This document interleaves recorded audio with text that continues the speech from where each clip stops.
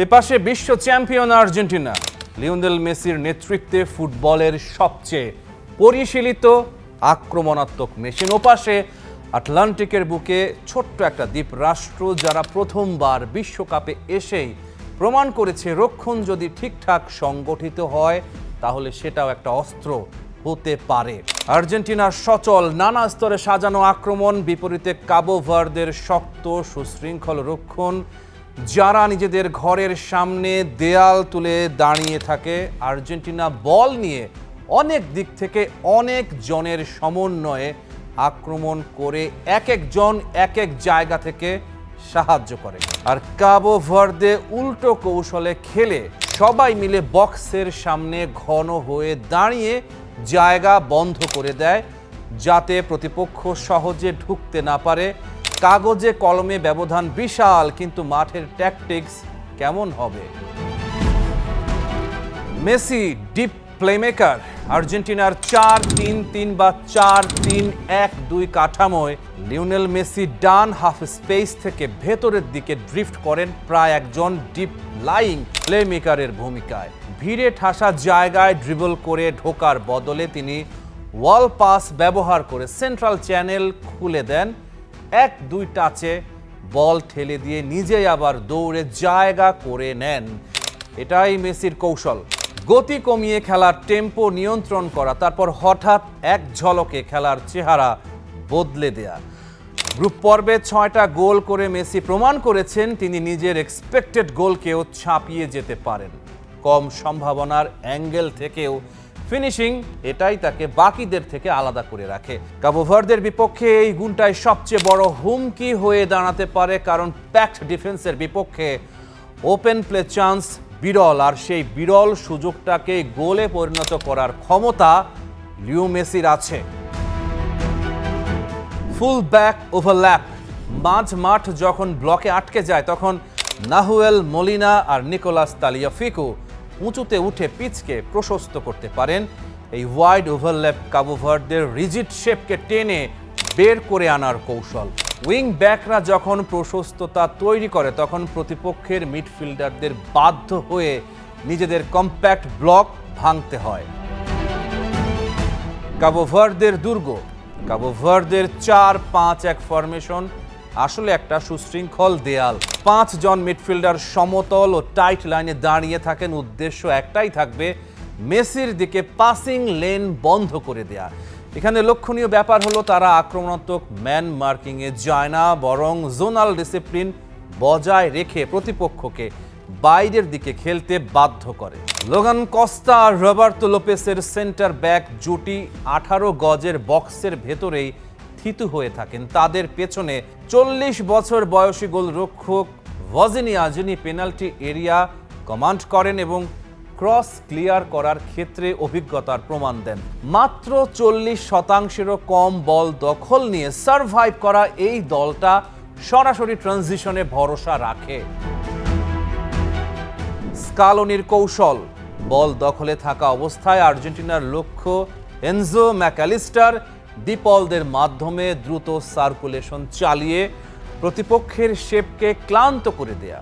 বল হারানোর মুহূর্তে আর্জেন্টিনা তাৎক্ষণিক কাউন্টার প্রেসিং করে প্রতিপক্ষকে নিজেদের অর্ধেই আটকে রাখতে চায়। গোলরক্ষক যিনি কোয়ার্টারব্যাক। কাবো ভার্দের গোলকিপার ভজিনিয়ার ভূমিকাটা আধুনিক ফুটবলের এক আকর্ষণীয় দিক। তার ডিস্ট্রিবিউশনের 48%-এরও বেশি নিজেদের ডিফেন্সিভ লাইনের অনেক ওপারে যায়, অর্থাৎ তিনি সরাসরি আর্জেন্টিনার হাই কাউন্টার প্রেস এড়িয়ে বল সামনে পাঠিয়ে দিতে পারেন। এই কোয়ার্টারব্যাক স্টাইল কাবো ভার্দেকে চাপের মধ্যেও নিঃশ্বাস নেয়ার জায়গা দেয় আর পাল্টা আক্রমণের গতি বাড়িয়ে দেয়। জ্যামিতির বিরুদ্ধে প্রতিভা। কাবো ভার্দের লো ব্লক কৌশলের মূল উদ্দেশ্য প্রতিপক্ষের XG কমিয়ে আনা। বক্স প্যাক করে রাখলে প্রতিপক্ষ বাধ্য হয় দূরপাল্লার স্পেকুলেটিভ শটে, কিন্তু মেসির মতো একজন খেলোয়াড়ের বিপক্ষে এই কৌশল বুমেরাং হতে পারে, কারণ তিনি সেই বিরল ফুটবলার যিনি জ্যামিতিকে অগ্রাহ্য করে স্কোর লাইন বদলে দিতে পারেন। টাইব্রেকারে হেরে বিশ্বকাপ থেকে দুই জায়ান্ট জার্মানি আর নেদারল্যান্ডসের বিদায়। আর্জেন্টিনা কাবো ভার্দে ম্যাচে কি হবে? রাউন্ড অফ 32 আর্জেন্টিনাকে চমকে দিতে প্রস্তুত কাবো ভার্দে। নির্ধারিত আর অতিরিক্ত সময়েও বর্তমান চ্যাম্পিয়নদের আটকে রাখার কৌশল নেবে আফ্রিকার দলটা। ম্যাচ গড়াতে পারে ফুটবলের সবচেয়ে নিষ্ঠুর, সবচেয়ে রোমহর্ষক পেনাল্টি শুটআউটে। আর্জেন্টিনার জন্য থ্রেট কাবো ভার্দের গোলকিপার ভজিনিয়া। কাবো ভার্দে ম্যাচ টাইব্রেকারে গড়ালে আর্জেন্টিনার হয়ে শট নেবে কারা? নেপথ্যে বসে এই পুরো মহাযজ্ঞের ব্লুপ্রিন্ট কে সাজাচ্ছেন? টাইব্রেকারে আর্জেন্টিনার 5 কাণ্ডারি। Lionel Messi. টাইব্রেকারের প্রথম শটটাই সবচেয়ে গুরুত্বপূর্ণ। দলের আত্মবিশ্বাস তৈরি করার সেই গুরু দায়িত্ব বরাবরের মতোই কাঁধে তুলে নেবেন ফুটবলের জাদুকর অধিনায়ক লিওনেল মেসি। কাতার বিশ্বকাপের কোয়ার্টার ফাইনাল আর ফাইনালের মতোই প্রথম শটে গোল করে প্রতিপক্ষ গোলকিপারকে মানসিকভাবে গুঁড়িয়ে দিতে মেসির চেয়ে সেরা আর কে হতে পারে? কিন্তু চলতি বিশ্বকাপে অস্ট্রিয়ার বিপক্ষে পেনাল্টি মিস করেছেন মেসি। Lautaro Martinez. নেদারল্যান্ডসের বিপক্ষে 2022 বিশ্বকাপের সেই ঐতিহাসিক কোয়ার্টার ফাইনালের কথা মনে আছে। শেষ পেনাল্টি শটে গোল করে আর্জেন্টিনাকে সেমিফাইনালে তুলেছিলেন লাউতারো। স্নায়ু ধরে রেখে বুলেট গতির শটে গোল করতে ওস্তাদ তিনি। হুলিয়ান আলভারেস বিশ্বকাপে সেরা ফর্মে নেই, তবে আতলেতিকো মাদ্রিদ স্টার পেনাল্টি নেয়ার ক্ষেত্রে স্কালোনির আরেক ভরসা। চাপের মুখেও যার পা কাঁপে না। লিয়ান্দ্রো পারেদেস মাঝ মাঠের এই লড়াকু সৈনিক পেনাল্টি শুটআউটের অন্যতম সেরা স্পেশালিস্ট। লুসাইল স্টেডিয়ামে ফ্রান্সের বিপক্ষে ফাইনালে কঠিন মুহূর্তে গোল করে তিনি প্রমাণ করেছেন চাপের পারদ যত উপরেই উঠুক না কেন পারেদেসের শট জালের ঠিকানা খুঁজে নেবেই। Gonzalo Montiel. টাইব্রেকারে স্কালোনির আরেক ট্রাম্প কার্ড। কাতার বিশ্বকাপের ফাইনালে সেই জাদুকরী বিশ্বকাপ জয়ী পেনাল্টি স্কোরার। একেবারেই নিখুঁত, শান্ত এবং ডেডলি। Backup specialist. যদি এদের কেউ মাঠে না থাকেন তবে আলেক্সিস ম্যাকালিস্টার কিংবা এনজো ফার্নান্দেজের মতো টেকনিক্যালি নিখুঁত মিডফিল্ডাররা পেনাল্টি স্পটে দাঁড়াতে প্রস্তুত আছেন। লো সেলসো আর নিকো পাজের মতো সেট পিস স্পেশালিস্টও। আর গোল পোস্টের নিচে সেখানে তো আছেন ইতিহাস গড়া পেনাল্টি সেভার এমিলিয়ানো দিবু মার্তিনেজ, যিনি টানা 4 বার টাই ব্রেকার জিতে আর্জেন্টিনাকে বানিয়েছেন অপরাজেয়। আর্জেন্টিনার জন্য থ্রেট কাবো ভার্দের গোলকিপার ভজিনিয়া। চলতি বিশ্বকাপে কাবো ভার্দে যে বারবার চমক দেখিয়েছে তার পেছনে ভজিনিয়ার অতি মানবীয় কিছু সেভ রয়েছে। তার সবচেয়ে বড় শক্তি হলো তার শারীরিক উচ্চতা ও রিফ্লেক্স। পেনাল্টি স্পট থেকে শট নেওয়ার শেষ মুহূর্ত পর্যন্ত তিনি নিজের পজিশন ধরে রাখেন এবং উইং স্প্যান ব্যবহার করে ডাইভে বলের নাগাল পেয়ে যান। আর্জেন্টিনার এমিলিয়ানো দিবু মার্তিনেসের মাইন্ড গেম দেখে অভ্যস্ত ফুটবল দুনিয়া, কিন্তু ভজিনিয়াও পেনাল্টি শুটআউটে কম যান না। স্ট্রাইকার শট নেয়ার আগে লাইনে দাঁড়িয়ে তার মুভমেন্ট রিড করা, চোখের দিকে তাকিয়ে চাপ তৈরি করা এবং নিজের বিশাল শরীর দিয়ে গোলপোস্ট ছোট করে ফেলার মনস্তাত্ত্বিক খেলায় ওস্তাদ ভজিনিয়া। এখানেই আর্জেন্টিনার ট্যাকটিক্যাল অ্যানালিস্ট মাতিয়াস মানার ভূমিকা হবে সবচেয়ে গুরুত্বপূর্ণ। ভজিনিয়া পেনাল্টি শটের সময় সাধারণত কোন দিকে ডাইভ দিতে পছন্দ করেন, তার ক্যারিয়ারের পেনাল্টি সেভের ডেটা এবং দুর্বলতাগুলো মেসি আলভারেজদের ল্যাপটপের স্ক্রিনে নিখুঁতভাবে বুঝিয়ে দেয়াই হবে মানার প্রধান কাজ। নেপথ্যের জাদুকর কে এই মাতিয়াস মানা? আর্জেন্টিনা যখন মাঠে একের পর এক ট্রফি জিতছে, মেসি যখন হাসছেন জয়ের হাসিতে, তখন ডাগ আউটের আড়ালে বসে ল্যাপটপের স্ক্রিনে প্রতিপক্ষের প্রতিটা মুভমেন্ট চূর্ণ বিচূর্ণ করছেন এক মাস্টারমাইন্ড। তিনি মাতিয়াস মানা, আর্জেন্টিনা জাতীয় দলের ট্যাকটিক্যাল অ্যানালিস্ট এবং অ্যাসিস্ট্যান্ট কোচ। স্কালোনি ব্র্যান্ডের ফুটবলের আসল হিডেন ব্রেন বা গোপন মস্তিষ্ক। ফুটবলারদের ঘন্টার পর ঘন্টা বোরিং ভিডিও অ্যানালাইসিস দেখানো পছন্দ করতেন না মানা, তাই তিনি নিজেই তৈরি করলেন এক অভিনব সফটওয়্যার, স্যান্ড বল। এটা এমন এক ভিডিও গেম ইন্টারফেস যেখানে লিওনেল মেসি বা দি পলের মতো তারকারা কিবোর্ড বা কন্ট্রোলার হাতে নিয়ে নিজেরাই স্ক্রিনে স্পেস এবং পজিশনিং প্র্যাকটিস করতে পারেন। ভিডিও অ্যানালাইসিসকে প্লে স্টেশনের মতো সহজ ও আনন্দদায়ক করে তুলেছেন তিনি। মাতিয়াস মানাই প্রথম স্কালোনিকে থিওরি দিয়ে বুঝিয়েছিলেন মেসিকে সেরা ফর্মে পেতে হলে তার চারপাশে এমন মিডফিল্ডার লাগবে যারা প্রতিপক্ষের প্রেসিং ভেঙে বল ধরে রাখতে পারে। এনজো ম্যাকঅ্যালিস্টার আর ডিপলের মিডফিল্ড কম্বিনেশন মানারি মস্তিষ্ক প্রসূত। ইউরোপের যান্ত্রিক রোবোটিক ফুটবল দর্শনের ঘোর বিরোধী মাতিয়াস মানা। তিনি বিশ্বাস করেন আর্জেন্টিনার ফুটবলের আসল শক্তি লুকিয়ে আছে স্ট্রিট স্মার্ট ইন্টেলিজেন্স বা রাস্তার ফুটবলের চতুরতায়। ফুটবলে ক্ষণিকের জন্য থমকে গিয়ে পাস দেওয়ার যে ঐতিহ্য, সেটাকে আধুনিক ডেটার সাথে মিশিয়ে আর্জেন্টিনা দলকে এক অপ্রতিরোধ্য রূপ দিয়েছেন তিনি। Rahman pair, star play.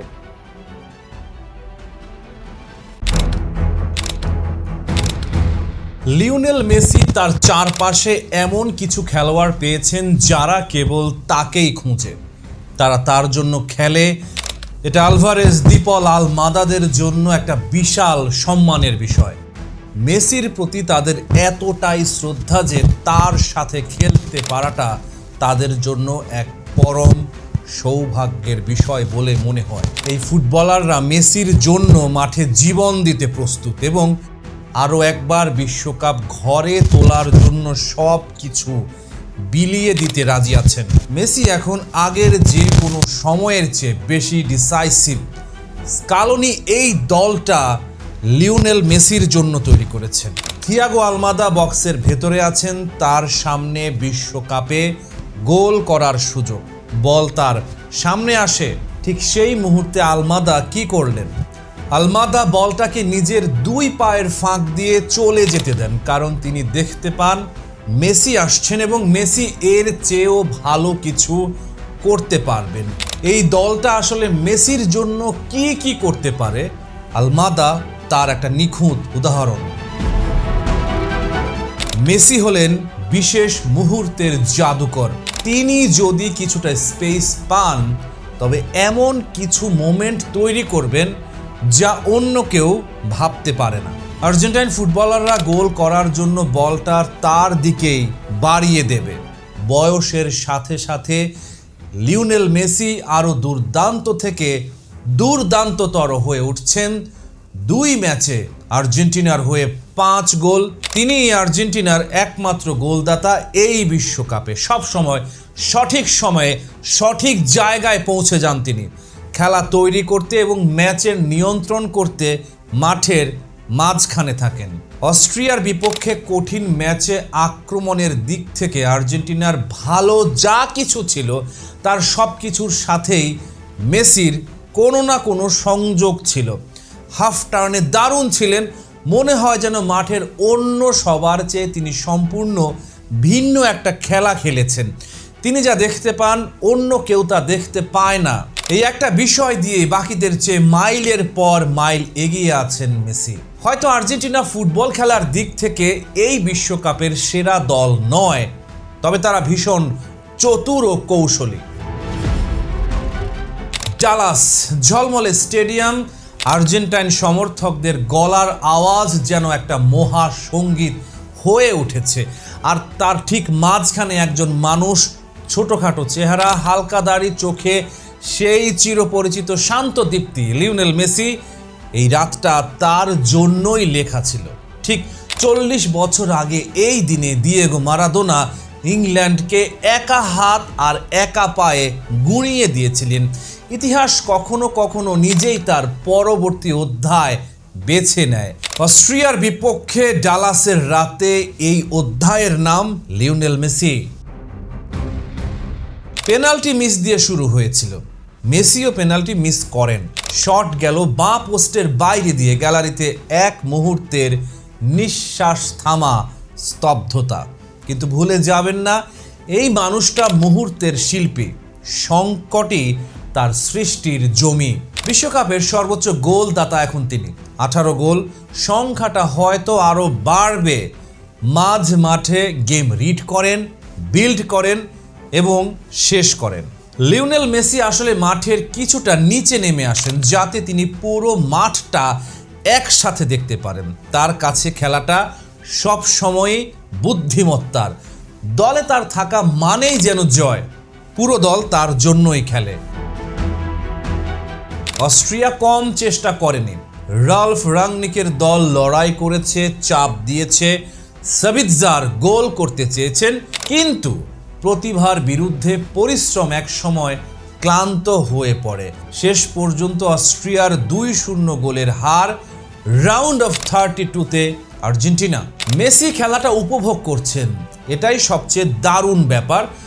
মেসিকে এমন বিশ্বকাপ ম্যাচেও দেখা গেছে যেখানে তিনি পুরো 90 মিনিট টিকে থাকতে পারতেন না।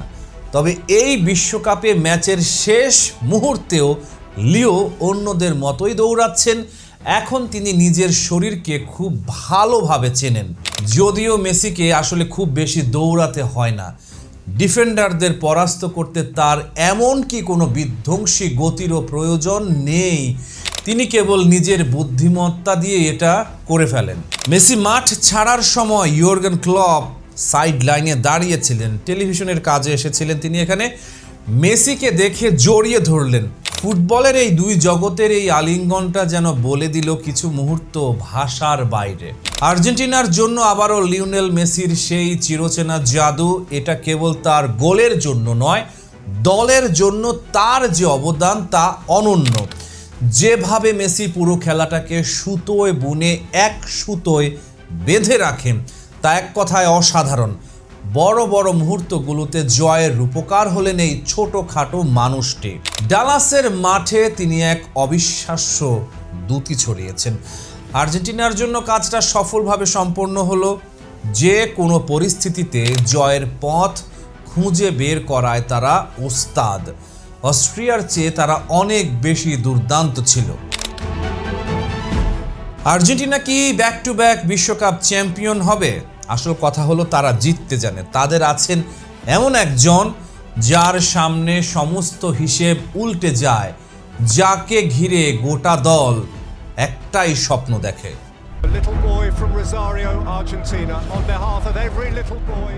একটা মানুষ মাঠে হাঁটছে, দৌড়াচ্ছে না, ছুটছে না, শুধুই হাঁটছে, আর সেই মানুষটাকে থামাতে পারছে না কেউ।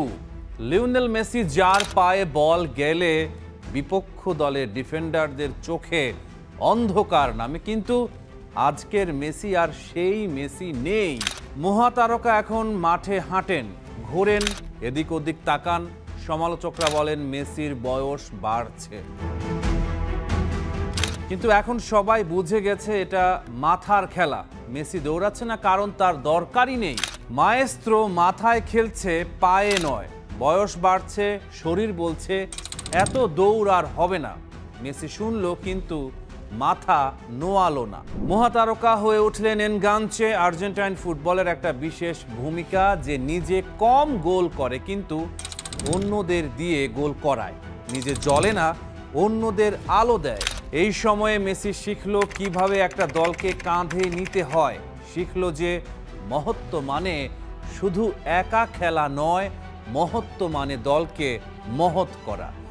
মেসি দলের কোয়ার্টারব্যাক, আমেরিকান ফুটবলের মতো, যে নিজে সব করে না, কিন্তু কে কোথায় যাবে, কখন পাস দিতে হবে, কখন দৌড়াতে হবে, সব সিদ্ধান্ত তার মাথায়। মাঠে মেসি এখন খুব একটা দৌড়ান না, কিন্তু বল যখনই তার পায়ে আসে তখনই মনে হয় আর্জেন্টাইন কাপ্তান বাকি সবার চেয়ে অন্তত 3 সেকেন্ড আগে সব কিছু দেখতে পাচ্ছেন। মেসি নিজেই বলেছেন কারণটা। এটা ক্লান্তি নয়, এটা কৌশল। যখন তিনি হাঁটেন তখন আসলে তার মাথা সবচেয়ে বেশি কাজ করে।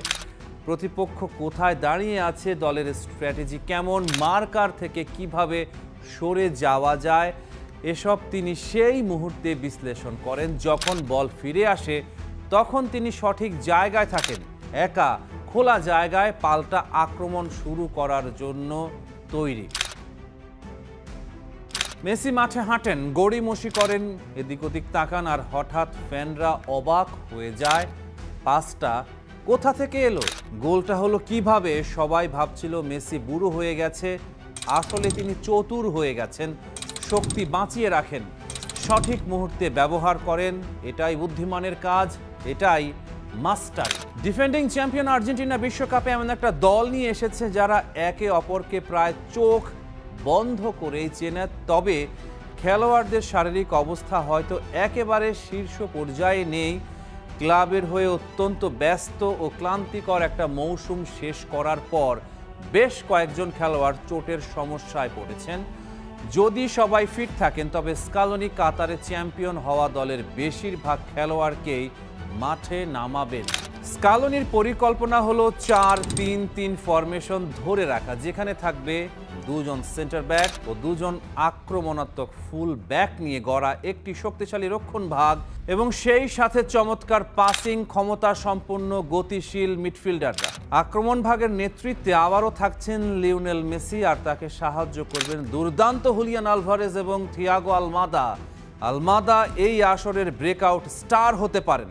2022 সালের স্কোয়াডের প্রায় 2/3 খেলোয়াড়ই এখানে আছেন, তবে এবার এর সাথে যুক্ত হয়েছেন কিছু সম্ভাবনাময় তরুণ খেলোয়াড়। এদেরই একজন নিকো পাস, যিনি কোমর হয়ে চমৎকার ফর্মে রয়েছেন লাউতারো মার্তিনেজের মতো প্রতিষ্ঠিত তারকা। লিওনেল মেসি এখনো এই দলের প্রাণভোমরা, সবচেয়ে উজ্জ্বল তারা। তিনি এখন এমন একটা লিগে মাঠ মাতাচ্ছেন যেটা বিশ্বের শীর্ষ লিগগুলোর কাতারে পড়ে না, তবু সেই 10 নম্বর জার্সি গায়ে অধিনায়ক মেসি থাকেন সকলের দৃষ্টির কেন্দ্রে। তবে আগের চেয়ে একটা জায়গায় বদল এসেছে, দলটা এখন মেসিকে ছাড়াও নিজের পায়ে দাঁড়াতে পারে, বুকে সাহস নিয়ে লড়তে পারে। মেসি এই দলের প্রতীক, অনুপ্রেরণা। রদ্রিগো দি পল কিংবা ক্রিস্টিয়ানো রোমেরোর মতো পোড় খাওয়া খেলোয়াড় থেকে শুরু করে নিকো পাজের মতো উদীয়মান তারুণ্য সবাই আছেন। সবাই তাকে বুকে ধারণ করে মাঠে নামে। সবার কাছে মেসি এক জীবন্ত কিংবদন্তি। সূর্য ডুবে যাচ্ছে, অন্তত তাই ভেবেছিলাম আমরা। কাতারের রাতে লুসাইল স্টেডিয়ামের সোনালী আলোয় যখন লিওনেল মেসির কাঁধে পড়ল সেই বিস্ট আরবি রাজকীয় পোশাক, রাজকীয় সম্মান, তখন মনে হয়েছিল পৃথিবীর সবচেয়ে পরিচ্ছন্ন গল্পটি শেষ হলো। পর্দা নামছে একটা জীবনের সবচেয়ে সুন্দর বিদায়। চোখে জল, বুকে তৃপ্তি, ঠোঁটে হাসি।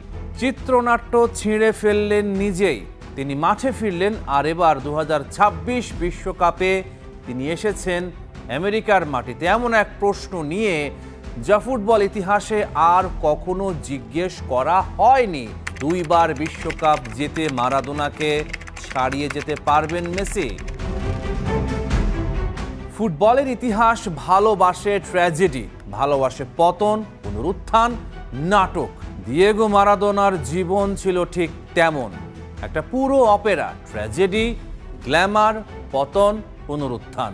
মারাদোনার গল্প কোনো লেখকের লেখার দরকার নেই, জীবন নিজেই লিখে দিয়েছে। আর মেসি, তিনি ভিন্ন। একটা ছেলে ছোটবেলায় ভালো ফুটবল খেলতো, তারপর বড় হয়ে আরও ভালো খেললো, তারপর আরও 2 দশক ধরে একটানা খেলতে থাকলো, শিরোপার পর শিরোপা, ব্যালন দরের পর ব্যালন দর। কাঁদার মতো কিছু ছিল ওখানে? হাসির মতো, হৃদয় ভাঙার মতো ছিল না, অন্তত মনে হতো না। কিন্তু কাতার সেই ধারণাটা চুরমার করে দিল। সেখানে মেসি প্রতিটা ম্যাচ খেলতে নামলেন যেন ওটাই ছিল শেষ পদক্ষেপ, শেষ নিঃশ্বাস। এক একটা পাসে, এক একটা ড্রিবলে, এক একটা গোলে একজন মানুষের সব কিছু ঢেলে দেওয়ার গল্প ছিল। 2022 বিশ্বকাপের আগে মেসি ফ্রান্সের লিগ 1 আর চ্যাম্পিয়ন্স লিগে খেলছিলেন। প্রচণ্ড প্রতিযোগিতা, প্রতি সপ্তাহে বিশ্বমানের প্রতিপক্ষ। শরীর এবং মন দুটোই ছিল চাপে রাখা স্প্রিংয়ের মতো। আর এখন ফ্লোরিডার রোদে MLS ইন্টার মায়ামির জার্সিতে মেসি নিঃসন্দেহে স্কোর করছেন, অ্যাসিস্ট করছেন, দলকে টেনে নিয়ে যাচ্ছেন। সংখ্যার দিক থেকে প্রায় একই।